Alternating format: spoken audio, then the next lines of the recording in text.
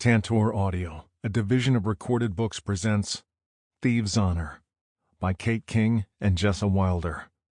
Narrated by Oliver Highpoint and Ada Sinclair. Prologue. Nico. The night of the gala. My wife is staring at me. My eyes flash between my mother and the patriarch of Mount Summer as they sparred over the bombing. I shifted slightly, already regretting this meeting. It was a good decision to have my mother facilitate, but one that I would have to pay for later. Giovanna Cesare Esposito never did anything for free. I tried not to watch Sophia, despite her obvious inability to do the same. She still wore her dress from the gala, though she'd thrown a jacket over it and seemed to want to blend in with her guards. I almost laughed. She would never blend in. Fuck, if I'd realized this was Sophia, I wouldn't have spent the last 5 years avoiding her. I thought I was having a stroke when I spotted her across the room at the gala. She looked sexy as fuck in that backless dress, her hair the same color as in the photos I'd seen, but styled differently. Longer. It was definitely her, though. As she walked, Sophia's dress swished open, revealing a gun strapped to her leg.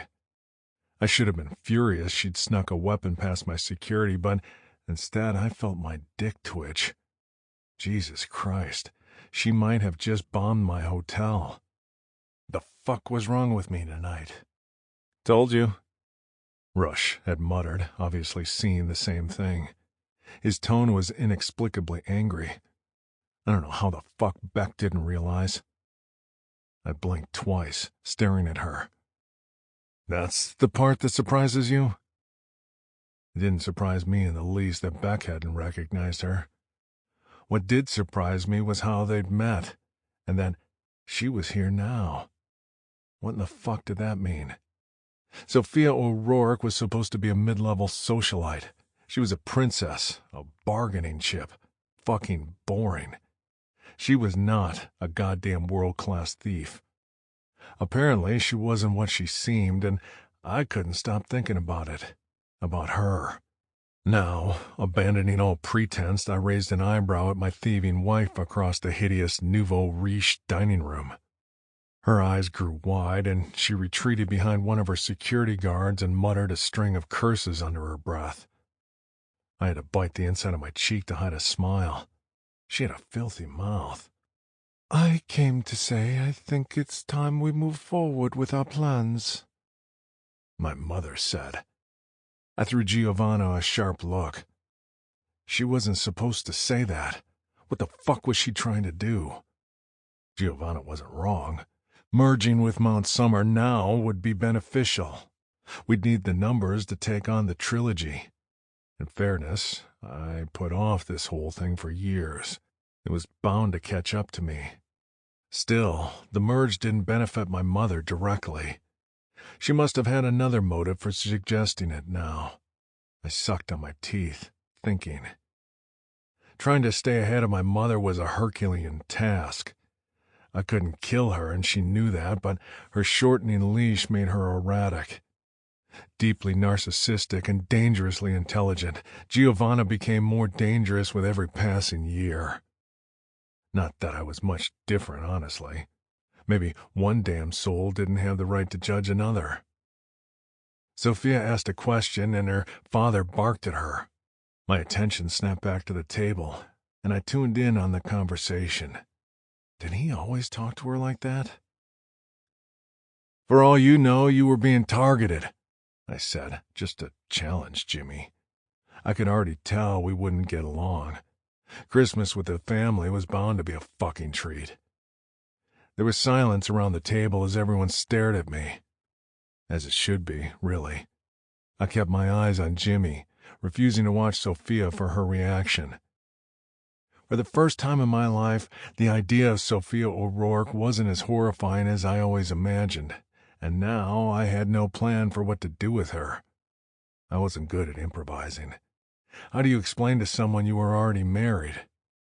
I'd been married to Sophia since I was 17 years old, nearly 10 years now. Of course, I'd only known for 5 of them. It was the last thing my father told me before I killed him. It wasn't the reason I killed him. I'd already planned to do that. But I had to admit, if I held on to any shred of guilt about the whole thing, his last words burned it away. She's your job, not your wife. If you hate her, get a mistress.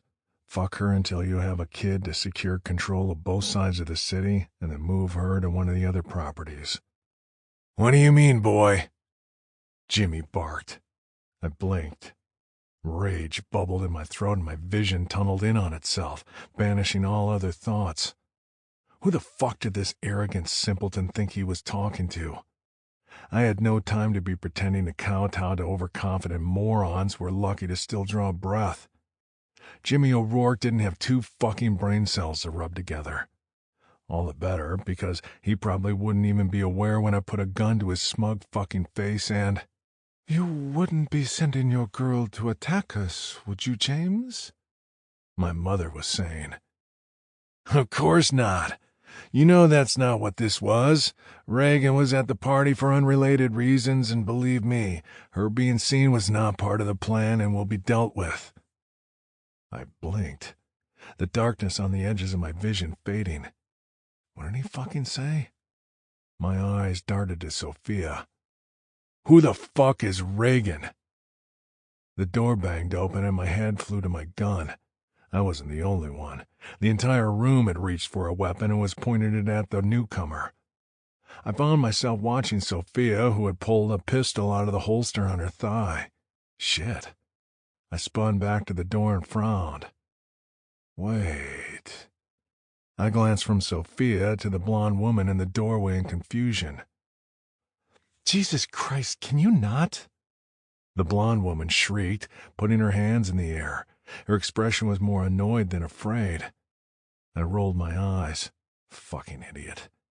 There were 14 weapons pointed at her, and all she had to say was, "Can you not?" This woman deserved to die for incompetence alone. Jimmy gestured to the blonde. Everyone, this is my daughter, Sophia. My stomach dropped out, and I lowered my gun slightly. I stared at the smiling blonde, my brain quickly catching up to what my churning stomach hadn't quite understood yet. Sisters. There were 2 of them. How did no one know? How did I not know? My stomach sank further at the firm realization of what was about to happen. Cute dress, blonde Sophia whispered to her sister, loud enough for the entire room to hear. Love the dust. Very disaster chic. I closed my eyes, praying for patience. Of course the red-headed thief wasn't Sophia fucking O'Rourke. Nothing ever worked out that well in my life. I cursed myself the day we lost Dante, and now I was paying the price for all my sins. My mother glanced from the O'Rourkes to me and smiled in that mean way that meant she knew something. Well, this has all been very entertaining, I imagined, grabbing the back of Giovanna's head and smashing her face into the table until blood ran all over her theatrically white suit. Soon. The conversation buzzed around me while I looked from the blonde Sophia to the redhead not Sophia. Aside from her hair, they were practically identical, and yet not. Neither of the O'Rourke girls looked anything like Jimmy. Both were younger clones of their visibly trembling mother. They had the same heart-shaped face, the same green eyes. The redhead was a little taller, but would still barely reach my shoulder. Her hair was long, reaching mid-waist, while the blonde had cut hers to her shoulders. The real difference, though, was in the way they moved. Blonde Sophia looked delicate and walked like she was unaware there were other people in the room. She brushed past 2 of my men, completely ignorant of how close she was to her enemy, and then sat next to her father, directly in line to be shot by at least 4 people. All that said to me, she was wildly naive, untrained, and a potential liability. Meanwhile, the redhead had been standing angled, so she had a clear path to the nearest exit. When her sister had entered, she moved almost unconsciously to cover her blind spot. She now stood to the blonde Sophia's right, her posture rigid, like she also recognized the problem with the seating arrangement. Fascinating. The redhead, Reagan, looked at my mother, then up to me with narrowed eyes, like she was calculating who was the bigger threat. I held her gaze.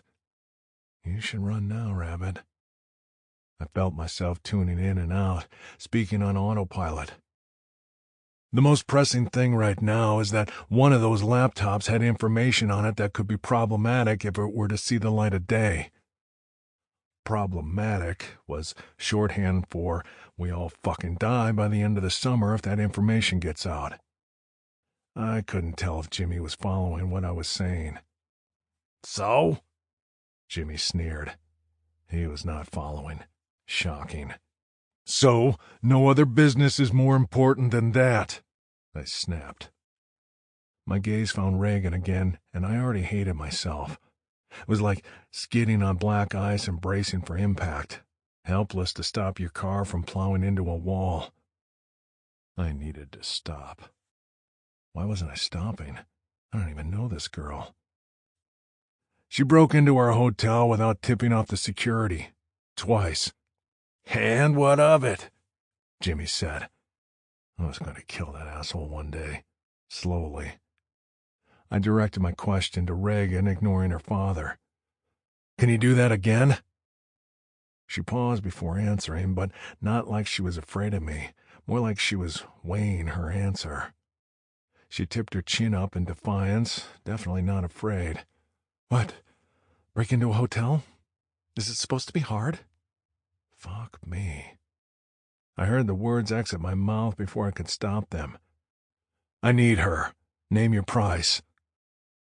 This is why I don't improvise. 1. Reagan. The word froze me to the spot. Wife. I met Nico's black gaze, the walls of his room closing around me, hot and suffocating. I half expected the next words out of his mouth to be furious denial.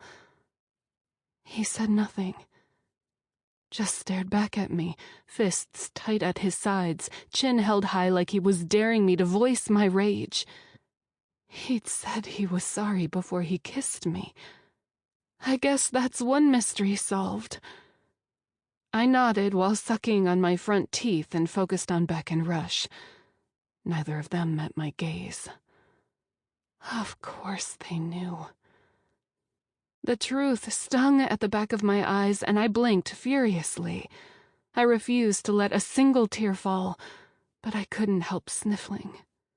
Of course Beck and Rush had known, of course! For how much those three bickered, they were family, closer than any family I'd ever had. Beck's gaze snapped to mine, and he was up on his feet faster than I thought possible. He stepped into my space, mouth opening and closing. Ray, you know I wanted to tell you. My voice was sharp, and he flinched as if I slapped him. Liar. Fuck. He grabbed both of my arms, his eyes pleading with me. It won't happen again.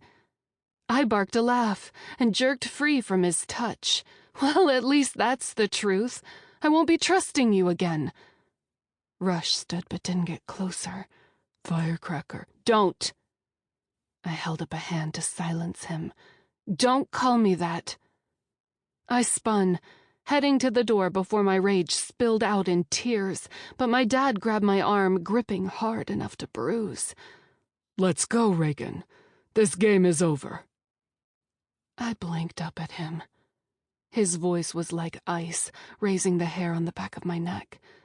He'd always been tough on me, but I'd never considered him cruel. The utter disdain in his eyes made it perfectly clear what he thought about my time here. I ripped my arm from his grasp, suppressing my wince as his fingers pinched my skin. I'm not going anywhere with you. You were a part of this. You sold Sophie. She was your world. You were supposed to protect her. Sophie. Fear lanced through my veins. My dad scoffed, like somehow I was the one being unreasonable. Your sister was always going to be married off. She knew that. She serves a purpose sold to this jackass. My stomach recoiled at his words. But not married to our biggest rival, the family that has done everything they can to tear Mount Summer apart. They killed Marcus, for fuck's sake. Be quiet, Reagan. He turned and glared at Nico, dismissing me completely. Now that Sophie is his problem. He'll get her back, if he wants our little arrangement to last. He'll have her back safe and sound as soon as possible. My head spun. What arrangement?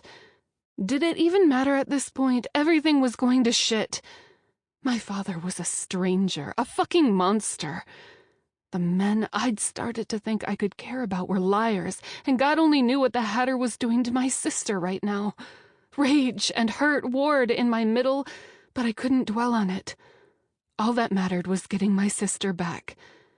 I went to step around my father, but he nodded to someone, and large hands grasped my arms, pinning them behind my back. Let me fucking go, I growled. Then Connor's familiar voice was close to my ear. Let's just go, Ray. Don't fight back. The punishment will just be worse. He had the advantage of size, but I had the advantage of years of training. I relaxed my stance, shoulders slumping in, and let Connor push me toward the door. Nico, Rush, and Beck barked out protests, voices raw with anger. Fuck them and their righteous indignation. Too little, too late. Back off, I shouted, daring them to protest. This has nothing to do with you. Connor loosened his grip as we moved into the hall. My voice dropped low, and ice made each word sharp. Let me go, Connor. Instead, he pulled me hard against him and practically lifted me from my feet. Relax. Rage crept into my vision, turning the world black and white. Relax? Wrong thing to say. I slammed my heel down on Connor's foot and smiled at the sound of his bones crunching. Unfortunately, I didn't have time to wait around to enjoy it. Connor screamed at me to stop, but I was already sprinting down the hall, heavy footfalls following me. I was good, but not good enough to fight all the Mount Summer men in the hall at once. I needed to get out of here, and I needed to do it fast. I ripped open the emergency exit to the stairwell, wishing there was a way to lock it behind me. This part of the hotel was completely utilitarian. No windows lined the boring white walls, and the stairs were basic concrete rather than the luxury carpeting of the guest areas. I grasped the black metal handrail, jumping several stairs at a time. Each landing jarred up my legs, and my hands stung from the bite of the metal as I spun around the corners between each floor. My legs burned, and my breath came in shallow pants as the sounds of my pursuers grew louder behind me. If Mount Summer caught me, I was fucked.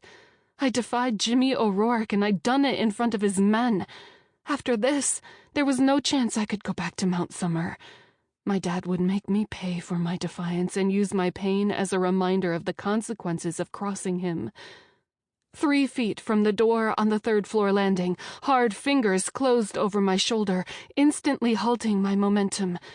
I squirmed against the hold, but the grip held me firmly in place. Ray. Patrick's familiar voice was more panicked than angry. I opened my mouth, ready to beg my longtime friend to let me go. Pat was my training partner and one of Sophie's primary bodyguards. He was loyal to Jimmy, but he was loyal to me too. At least, I thought he was. Pat, come on, please. His eyes darted back and forth, conflicted. Pat didn't get a chance to finish his sentence. I gasped as the gray-painted door in front of me slammed open and familiar hazel eyes met mine. My heart pounded in my chest, whether from anger or adrenaline, I wasn't sure. Beck lifted his gun, pointing it at Patrick. Damn it. I couldn't let Beck kill him no matter what. He was one of my men. He was following orders. Exactly what I should have been doing. I took advantage of the distraction Beck created and slammed my elbow into Pat's stomach. He groaned and folded over, letting go of my arm. Somewhere in the back of my brain, I wondered if he was really that hurt. I'd sparred with Pat enough times to know that a hit like that shouldn't have taken him down. I didn't have time to stop to consider. I ran into Beck's chest, pushing him backward. We needed to leave, now. The stairwell door dumped us out into one of the hotel halls lined with numbered doors on either side. Beck pulled his universal keycard out of his pocket, making quick work of opening the nearest hotel room and trying to usher me through the door. Yeah, fuck that. I'm not going anywhere with you. Give me your key. I held my hand out for it and glanced back at the stairwell door, sure it would open any second. Beck's warm hand closed over mine, and he easily tossed me over his shoulder. Yes, you are, little thief. I growled in frustration as I was flung into the air. I pushed down a shiver at the familiarity of the nickname. He'd lost his right to call me that. Don't call me that. Beck groaned, clamping his arm down hard around my legs as my face practically bounced off his ass. We'll talk about it later. I laughed harshly. There is no later. Beck readjusted me, and I grunted out my breath when his shoulder dug into my stomach. Yes, there fucking is. Fuck. I struggled, but not as hard as I could have or probably should have. The man was at least 200 pounds and well over 6 feet. I could get away, but only if I put all my weight behind doing some serious damage. I was pissed, but I wasn't sure I was bust his kneecaps and break his arms pissed. From what I could see hanging upside down, the room wasn't as nice as ours. It resembled your everyday hotel room, except for the bondage hooks hanging from the ceiling. Sometimes I almost forgot the hotel was a front for a high-end prostitution ring. With one hand, Beck opened the sliding glass door to the balcony, then flipped me off his shoulder and tossed me unceremoniously over the railing. I screamed, fear lancing through me as I fell through the air. As I fell, all I could think was that I should have really committed and broken Beck's arms. The fall couldn't have been more than 6 feet before I crashed into something soft, knocking the wind out of me. I blinked, trying to get my bearings, and my hands dug into the thick fabric of the hotel restaurant's patio awning. Chairs clattered, and diners jumped up from their seats to gawk at me, hanging precariously above them.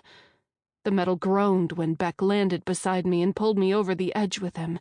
He landed easily on his feet, like he did this every day, quickly steadying me beside him. "Are you insane?" I panted, as we dashed for a set of exterior stairs on the side of the building. He grinned at me. "Yes." Beck let go so I could grip both railings, practically flying down the last few flights of stairs. The second my feet hit the pavement, I took off into the parking lot, but Beck was already on me, lifting me in the air. "Let me go!" I snapped.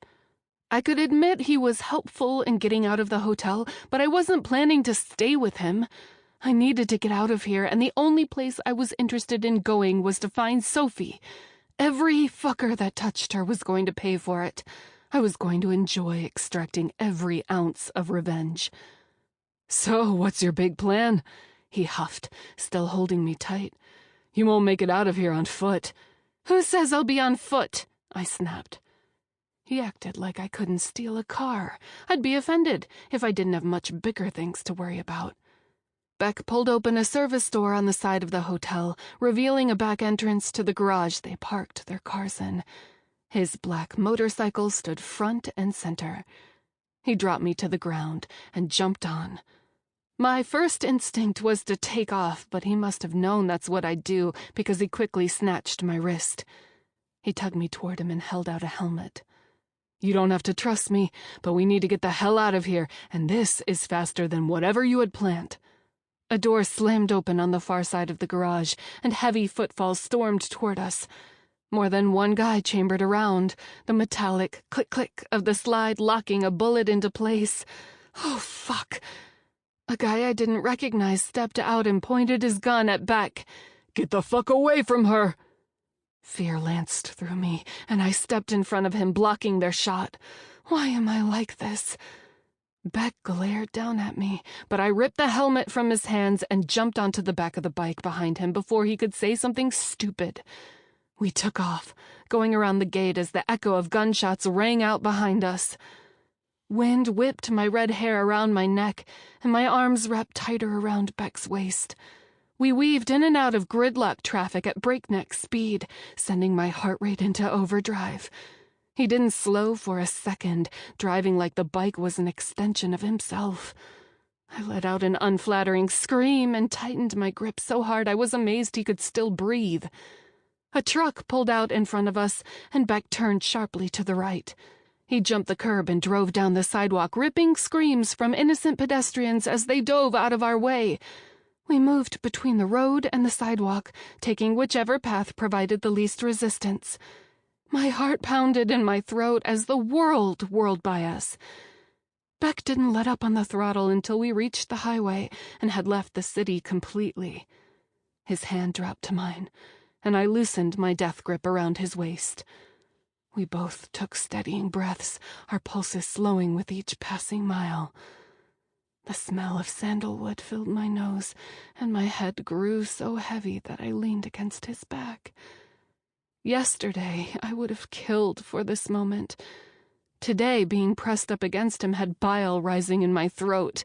Liar, liar, liar! I ignored the way my heart pinched with each thought and looked directly ahead as a huge welcome sign, emblazoned with the neighboring state motto, whipped past. Fear pricked my skin, and I tapped Beck's shoulder to get him to pull over. He ignored me for a few minutes until I was ready to physically dump him off his bike, even if it killed us both. I had to get back to Sophie, and we were going the wrong way. Beck pulled into a near-empty rest station just before we reached the tolls at the border of yet another state line. The red and white overhead lights reflected off his black helmet when he got off the bike and turned toward me. I flipped my visor open and glared at him. "Where the hell are you taking me?" I hissed as he took his helmet off. His crumpled expression made me turn my head away, unwilling to stare into his hurt eyes. "Look at me." His voice was pained, a plea tipping up the end. His words pulled on the string I'd let him tie around my heart, a string that should have been ruthlessly severed the second I learned that he'd lied to me. Memories of last night flashed through my mind, the way he held me, owned me, let me believe it was all real. He'd let me trust him, knowing full damn well he didn't deserve it. I stared at the ground and blinked away tears that burned at the back of my eyes. I didn't have time for this. I needed to concentrate on Sophie. Beck must have gotten the point because he said, "Fine. Don't look at me. Whatever."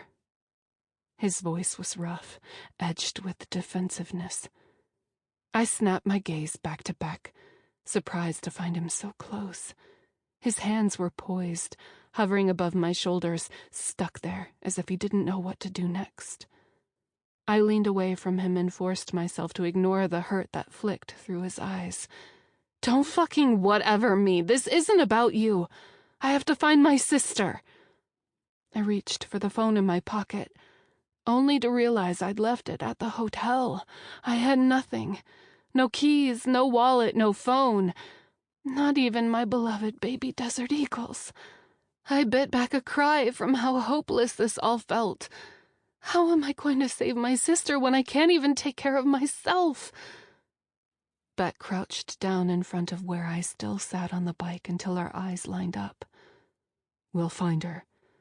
We can drive around town all night if that's what you want to do, but we're better off regrouping and extracting information to find out where they took her." I chewed on my lip. Extracting meant torture, and a sick part of me flipped with the idea of having someone completely at my mercy.